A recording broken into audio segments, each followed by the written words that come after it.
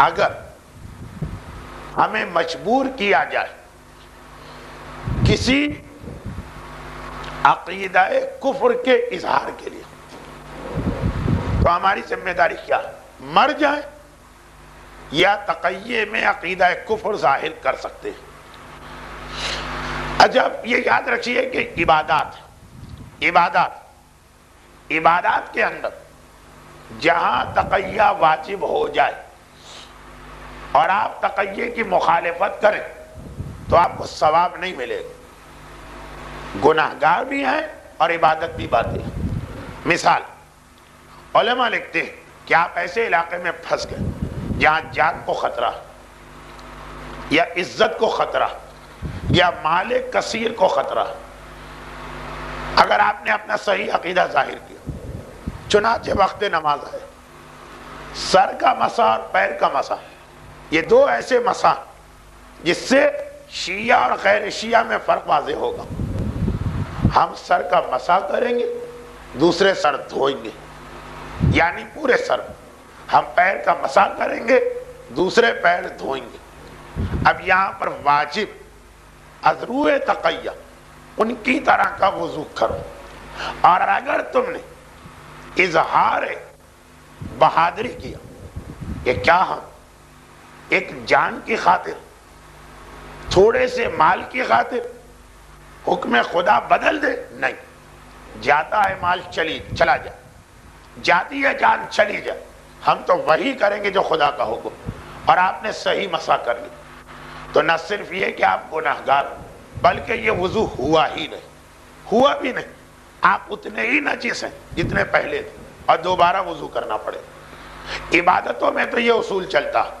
اب مسئلہ عبادتوں کا نہیں، ایک سوال کیا گیا کہ ہم سے یہ کہا گیا کہ اللہ کو معاذ اللہ گالی دو، پیغمبر کی شان میں گستاخی کرو، امام پر سب و شتم کرو، تو کیا ہماری ذمہ داری کیا؟ اب اس میں دو ذمہ داریاں۔ اگر آپ طاقت رکھتے ہیں تو ایسے آدمی کو قتل کرنا واجب ہے، اور اگر آپ مجبور و کمزور ہیں تو جو وہ کہہ رہا، چاہے اس میں شان امامت میں گستاخی، شان رسالت میں جسارت، شان پروردگار کے اندر کفر اور شرک آ جائے، زبان سے کہتی، دل سے نہیں۔ الا من اکرہ وقلبہ مطمئن بالایمان، جب عمار یاسر کو پکڑا گیا اور خدا کے بارے میں توہین آمیز کلمات کہلوائے گئے تھے تو قرآن کی آیت نازل کہ اگر یہ بات کوئی اور کہتا تو وہ عذاب خدا کا حقدار تھا۔ الا مگر من اکرہ، جسے مجبور کیا گیا، وقلبہ مطمئن بالایمان، اور اس کا دل ایمان پر مطمئن، اس کے لیے کوئی حرج نہیں۔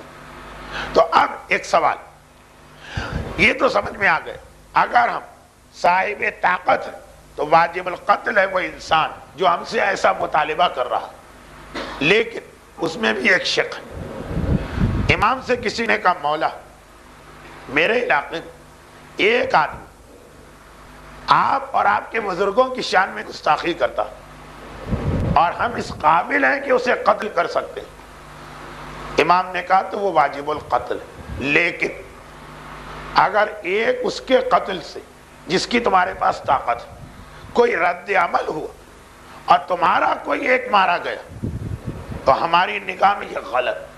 ایک مومن کی جان ہمیں اتنی قیمتی محسوس ہو رہی کہ انہیں بکنے دو جو وہ ہمارے اور ہمارے بزرگوں کے بارے میں بک رہے ہیں، تو واجب القتل ہے۔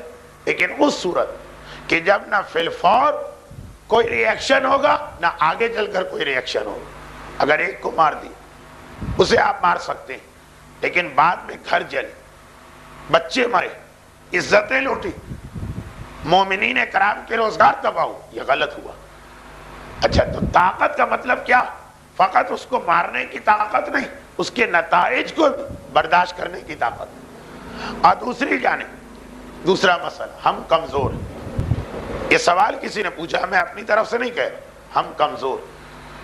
کسی نے سینے پہ پستول رکھا اور کہا شان امامت میں گستاخی کرو۔ شرعی مسئلہ تو ہے کہ کر دو گستاخی اگر تمہارا دل مطمئن ہے، لیکن اگر ہم جہاد کرنا چاہیں اور کہیں کہ مار دو ہمیں، لیکن ہم اپنی زبان پہ ایسا جملہ نہیں لا سکتے، تو کیا اجازت ہے؟ یہ بڑا دقیق سوال ہے، کیونکہ اس میں شقیں نکلتی ہیں۔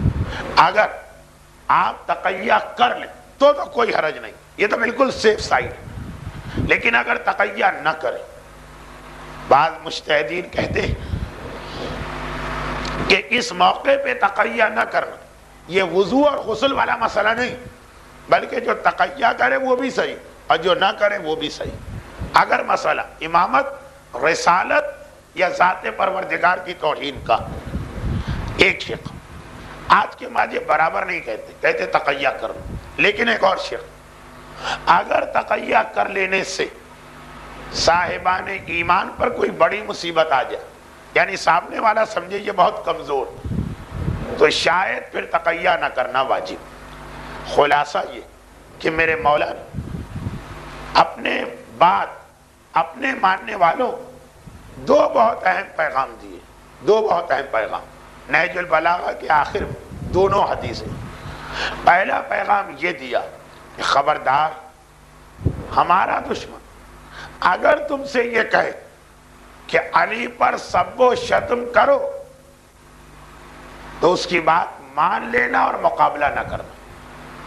ایک لائن کی حدیث ہے نہج البلاغہ کے آخر، اگر تمہیں مجبور کیا جائے تو ہم اجازت دیتے ہیں ہم کہ اپنی جان بچا لو، چاہے ہماری شان میں گستاخی کرنا پڑے۔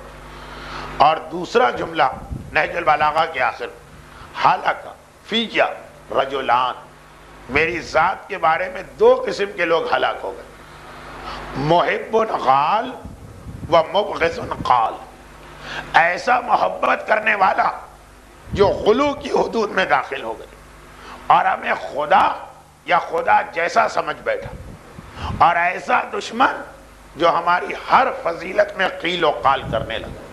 ماہ رجب کی درمیانی تاریخ ہے، ذات علی کے حوالے سے یہ دونوں حدیثیں ذہن میں رکھ کے بات کرنا ہے مختصر سے، مسائل نے آج بہت وقت لے لیا، لیکن میں یہ نہیں چاہتا کہ کسی بیان کے بغیر بات ختم ہو جائے، بہت ہی مختصر۔ علی کی یہ دونوں حدیث آنے والے زمانے کے حالات کو بتا رہی۔ ایک طرف یہ بتایا جا رہا کہ اے ہمارے شیعوں، زمانہ مشکل سے مشکل ہوتا چلا جائے گا، اور وہ وقت آ جائے گا کہ علی کا نام زبان پہ لانا دنیا کا سب سے مشکل کام ہوگا۔ گردنیں کٹیں، چوری پر نہیں، ڈاکہ ڈالنے پر نہیں، دوسروں کی عزت و آبرو سے کھیلنے پہ نہیں، بڑے سے بڑا مجرم معاف، مگر علی کا احترام کرنے والا اس کے لیے کوئی معافی نہیں۔ جیسا خود حضرت عیسیٰ کے ساتھ پیش آیا، قرآن حضرت عیسیٰ کے حوالے سے پہلے تو ایک جملہ نقل کرتا، وہ کیا؟ وَإِذْ قَالَ اللَّهُ يَا عِيسَى ابْنَ مَرْيَمَ أَقُلْتَ لِلنَّاسِ اتَّخِذُونِي وَأُمِّي إِلَٰهَيْنِ۔ قیامت کے میدان میں حضرت عیسیٰ سے سوال جواب ہو رہا، یہ قرآن کہہ رہا کہ جب اللہ کہے گا اے مریم کے بیٹے عیسیٰ، یہ تمہارے ماننے والوں نے تمہیں خدا کیسے بنا لی؟ دیکھیے غلطی ماننے والے کر رہے ہیں، سوال عیسیٰ سے ہو رہا، اور کیا جملے ہیں قرآن کے، سورہ مائدہ آیت نمبر 116، اے عیسیٰ اقلت للناس، کیا تم ان لوگوں سے یہ کہہ کے گئے تھے اتخذونی و امی الہین، کہ مجھے اور میری ماں کو خدا مانو؟ خدا کو بھی معلوم عیسیٰ معصوم، وہ غلط بات نہیں کہہ سکتے، غلطی ان کی امت نے کی، غلطی ان کا نام لینے والوں نے کی، مگر پرسش عیسیٰ کی بھی ہو گئی۔ اور عیسیٰ کو نہ صرف یہ کہ اس سوال کا سامنا کرنا پڑا، بلکہ جب تک کہ وضاحت کے ساتھ اپنی صفائی پیش نہیں کی، آیت مکمل نہیں، عیسیٰ نے ایک مرتبہ کانپ کے کہا سبحان اللہ، اے خدا تیری ذات پاک، میں ایسی بات کیسے کہہ سکتا ہوں؟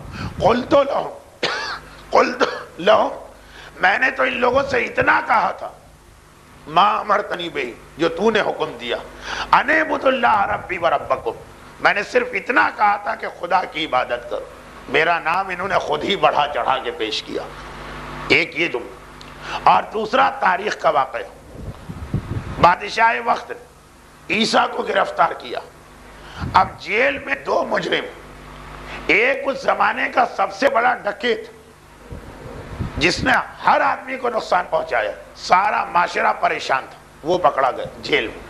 اور ایک حضرت عیسیٰ، بادشاہ وقت قوم بنی اسرائیل کو بلایا جس میں حضرت عیسیٰ بھیجے گئے، اور کہا کہ آج فلاں خوشی کا موقع، میں قیدی آزاد کرنا چاہتا ہوں، مگر ایک قیدی، اور یہ چوائس تمہارا، تمہیں کسے آزاد کرانا، اس ڈاکو کو یا عیسیٰ کو.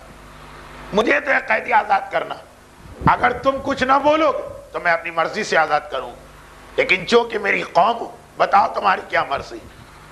ایک عیسیٰ، ایک ڈاکو، اور ایسا ڈاکو جو ہر ایک گھر کے جان مال عزت آبرو سے کھینچ چکا، بڑی مشکل سے پکڑا گیا، چھٹ کے جائے گا تو دوبارہ یہ سارے خطرات سامنے. مگر قوم کا جواب کیا تھا؟ تاریخ کہا یہ ڈاکو کو آزاد کر دے، مگر عیسیٰ کو آزاد نہیں ہونا چاہیے، انہیں سولی لگنا چاہیے.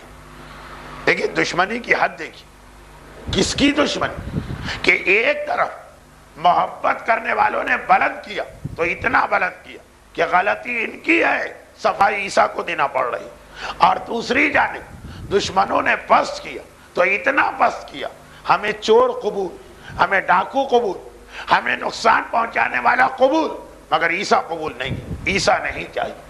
اور یہی میرا مولا اپنے کلام میں کہہ رہا کہ ایک زمانہ ہے مجرم کے لیے رعایت، شرابی سے کوئی نہیں پوچھے، زانی کے پیچھے کوئی نہیں پڑے گا، چور اور ڈاکو کے لیے کوئی خطرہ نہیں، مگر علی کا نام لینے والا، علی کا کلمہ پڑھنے والا، زمین اور آسمان اس کے لیے تنگ کر دیے جائیں. مگر دوسری جانب یہ بھی کہا خبردار ہماری ایسی محبت بھی نہ کرنا کہ جس کی بنا پر تمہارے لیے عقاب ہو، ہمارے لیے حساب ہو. جملہ ہے امام، تمہارے لیے عقاب ہو، ہمارے لیے حساب ہو. عقاب کیا ہو؟ سزا. حساب کیا ہو؟ کیا ہے علی، کیا تم نے اپنے ماننے والوں سے یہ کہا تھا خطبہ ایسا نہ ہو تمہاری وجہ سے ہمیں جواب دینا پڑے. اور اس میں ایک چیز یہ بھی شامل ہے، یہ عقیدہ کہ علی اس دنیا میں کیوں آئے تھے. علی اس دنیا میں کیوں آئے تھے معلوم ہے آپ کو؟ مومن کیا سمجھتا؟ عجیب چیز سمجھتا. مومن یہ سمجھتا کہ علی اس دنیا میں اس لیے آئے تھے تاکہ جو عورتیں حجاب کرتی ہیں وہ بھی حجاب اتار دیں، اور جو مرد شراب نہیں پیتے وہ بھی شراب پینے لگے، اور جو تھوڑے بہت نمازی ہیں وہ بھی بے نمازی بن جائے. اللہ اللہ. آپ کہیں گے کہ کیا یہ عقیدہ کوئی صاحب عقل مومن رکھ سکتا؟ نہیں، یہ عقیدہ کسی کا نہیں، لیکن جو زبان سے کہا جا رہا اس کا نتیجہ یہی نکل رہا. ہم نے کسی سے کہا علی والے نماز نہیں پڑھتے، کہا ہم نماز پڑھیں، ہمیں کیا ضرورت، نماز پڑھیں دوسرے، ہماری بخشش کرنے والا تو علی موجود. کیا مطلب؟ اگر ہمیں علی نہ ملتا تو ہم ذرا سیریس ہوتے نماز کے بارے میں، پھر ذرا ہم پریشان ہوتے، لیکن علی مل گیا، اب ہمیں کیا فکر. ہم نے کسی سے کہا آپ کے گھر میں یہ غنا، گانا بجانا، ڈش اینٹینا، کہا کہ ہمیں کیوں ڈراتے، دوسروں کو ڈرائیے. ہمارے پاس ایسا سہارا موجود کہ جس کے بعد نہ قبر میں کوئی پریشانی نہ قیامت. یعنی اگر علی نہ آتے تو ذرا ہم سوچتے کہ کیا یہ گانا بجانا صحیح ہے، علی آنے کے بعد ہمیں ضرورت نہیں. ہم نے کہا آپ اس طرح سے مال حرام کھا رہے ہیں، اس کا حق مارا، اس پہ ڈاکہ ڈالا، سگے بھائی کا میراث کا حصہ ہڑپ کر گئے، کاروباری پارٹنر کا پیسہ ہضم کر گئے، ذرا آپ کو خوف قیامت نہیں؟ کہا نہیں ہے خوف قیامت، اس لیے کہ قیامت میرا مولا علی اس دن حکمران ہوگا قیامت. ڈرے نہ ڈرے وہ لوگ جن کے پاس اور کوئی سہارا نہیں، ہمارے پاس علی جیسا امام، ہمیں کیوں ڈراتے ہیں؟ صراحتاً لوگ یہ بات کر رہے ہیں. شاید آپ لوگ اتنے شریف ہوں گے کہ ایسے لوگ آپ کے مشاہدے میں بھی نہیں آئے ہوں گے، لیکن مجھے دن رات سابقہ پڑتا ہوں. جب صاف کہا جاتا ہے یہ ساری باتیں اٹھا کے لے جائیے اور ان کو سنائیے جو لشکر یزید میں، ہمیں کیوں سنا رہے ہیں؟ یعنی ہم نے علی کے بارے میں کیا تصور بنائے؟ علی آئے تھے فقط اس لیے تاکہ جو ان کے ماننے والے کبھی کبھار ڈر کے نماز پڑھ رہے تھے ان کی بھی نمازیں چھڑوا دی جائے. جو تھوڑا بہت حرام حلال کا خیال کر لیتا اس کے دل سے یہ جھجک بھی نکال دی جائے یہ علی کی تعریف ہو رہی ہے یا علی کی توہین ہو رہی ہے؟ یہ ہم دنیا کے سامنے اپنے مولا کی کیا تصویر پیش کر رہے ہیں جب کہ ہمیں ضرورت بھی نہیں. علی 4 سال حکومت کر بھی گئے اور بتا گئے نظام علی کیا ہوتا. اگر رات کا وقت ہے، یہ واقعہ میں نے بہت پڑھا، تفصیل میں نہیں جاتا ہوں، لیکن ہے اتنا چھوٹا واقعہ. اگر رات کا وقت ہے اور کوئی شخص آدھی رات کو علی کے پاس آتا، مولا میرا فلاں مسئلہ حل کر دی، امام کہتے ہیں ٹھہر جا، مسئلہ بعد میں بتانا، پہلے یہ بتا دے یہ تیرا ذاتی کام یا اس کا تعلق عام مسلمانوں سے. گھبرا گئے، مولا ذاتی کام تو ہے مگر یہ سوال آپ نے کیوں پوچھا؟ کہا اس لیے. یہ کہہ کر چراغ گل کیا، اندھیرا ہو گئے. کہا اب بتا. اور حیران کیوں؟ کہا اس لیے کہ یہ بیت المال کا چراغ ہے اور میں بیت المال کے اکاؤنٹس کو اس وقت دیکھ رہا تھا، اس میں یہ چراغ جل سکتا ہے. ایک مسلمان کے مسئلے کے لیے یہ چراغ نہیں جل سکتا. جو علی اتنے سے بیت المال کے تیل کا اتنا خیال کرے، ان کا ماننے والا پورے بجلی گھر کا جائے اور اس کے معدے میں ذرا سی گڑبڑ بھی نہ ہو، فقط اس لیے کہ قیامت میں بخشوانے والا علی موجود ہے. جو علی پکار کر یہ کہے کہ اگر پہلے سے اس کے بدلے ضمانت نہ رکھی گئی ہوتی تو میری بیٹی پہلی سیدانی ہوتی جس کا ہاتھ کاٹا جاتا، اور اگر تو نے اس کے بدلے میں ضمانت نہ لی ہوتی تو میرے اصحاب میں پہلا شخص ہوتا جس کا ہاتھ کاٹا جاتا. کب؟ عید کا دن تھا. علی کی ایک بیٹی نے جن کا نام اگر آپ کو پڑھنا تو مرحوم مفتی جعفر حسین صاحب سیرت امیر المومنین کے نام سے 2 جلدوں میں جو ایک بہترین کتاب لکھی، اس کی جلد اول کے آخر میں پڑھ لیں. میں تو وہ نام بھی زبان پہ نہیں لانا چاہتا ہوں، کہیں غلط فہمی نہ ہو جائے. عید کے دن ابو رافع سے جو بیت المال کے نگران تھے اتنا کہا کہ عید کے دن سارے عرب کے قبیلے کے سردار ان کی عورتیں آتی ہیں، میں چاہتی ہوں فلاں ہار 2 گھنٹے کے لیے مجھے دے دیا جائے. علی کی سگی بیٹی علی کے غلام سے یہ درخواست کرے، وہ تو اپنی جان دے دے نام علی پر، لیکن معلوم ہے کس کی حکومت. کہا شہزادی آپ کا احترام سر آنکھوں پر، مگر آپ کو یہ ہار نہیں دے سکتا ہوں جب تک کہ اس کی قیمت کے برابر پیسے نہ رکھوائیے.